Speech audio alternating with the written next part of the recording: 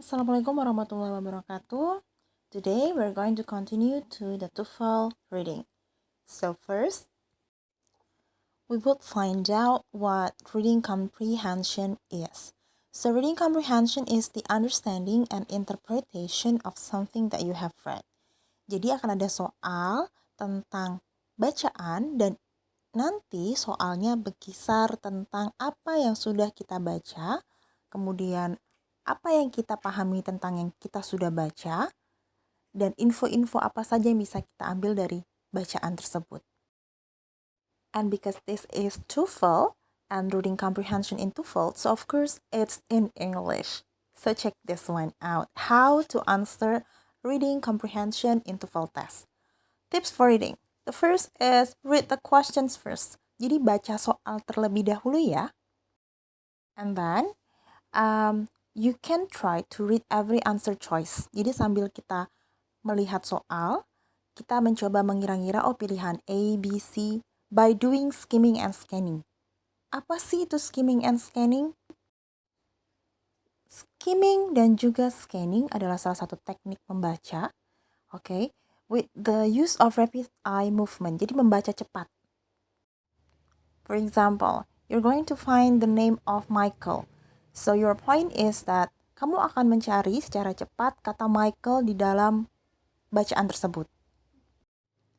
That's what we call as scanning. Jadi membaca secara, oke, ini dia specific facts. Spesifik yang kita cari adalah Michael. Sementara skimming itu membaca cepat untuk mengambil overview atau ide secara menyeluruh. Let's try on the question. So this is one of the examples of the reading sessions. Kebanyakan orang akan membaca ini secara perlahan, tapi karena kita mau tes, please do not read the passage, but read this question. And the first question is, who stopped a 10-ton wagon? As you can see, you can find the word 10-ton wagon and then the word stop. So the one who stopped, this was an old age pensioner. Next question, how old was Mrs. Nora Padstow? Because it's old, so you have to find number. It's clearly asking about how old. So, kamu harus mencari umur dalam bentuk angka. Situ jelas sekali, tanpa harus membaca semuanya, kamu bisa menemukan angka 83. She was 83 years old. Next, what was her grandson's name? Now you can find the words grandson, it's Wayne. Sama dengan soal nomor 1, 2, dan juga 3, soal nomor 4, what was the name of the driver of the 10-ton wagon? You don't have to read the whole words or the whole paragraphs. You can try to find the word driver. Cari kata driver, kemudian di situ akan terlihat the driver, Mr. Eric. So in reading, the idea of skimming and scanning is very important. It helps us a lot. We skim for the topic. So think about the topic. Kira-kira topik dari paragraf itu apa? Kemudian paragraf yang akan menyertai paragraf sebelumnya atau sesudahnya apa?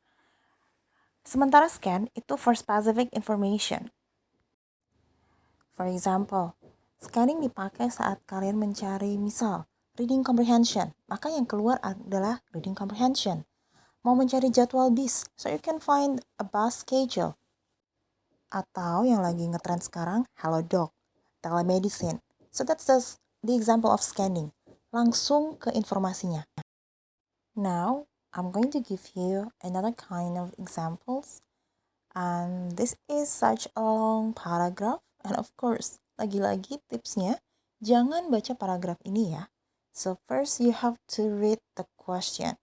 Now we're going to take a look on the first, second, and the third question. This is very important that the first step to answer is reading the questions. Jadi baca soalnya. The first question is, in which of the following fields did Max Planck not?